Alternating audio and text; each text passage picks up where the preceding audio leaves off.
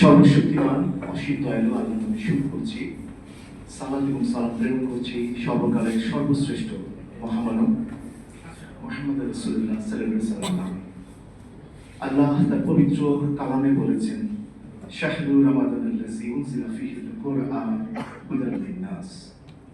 আজকে যেটা আল্লাহ পাঠিয়েছেন এই রমাদান মাসে, যেটা পবিত্র কুরআনে আল্লাহ সূরা বাকারার 185 নম্বর আয়াতে বলছেন যে আমি কুরআনকে নাযিল করেছি এই মাসে মানুষের জন্য হিদায়াত হিসেবে। একটু লক্ষ্য করে দেখবেন, এখানে আল্লাহ বলেছেন হুদাল লিন-নাস, অর্থাৎ জাতি, ধর্ম, বর্ণ নির্বিশেষে সকলের জন্য আল্লাহ কুরআন পাঠিয়েছেন।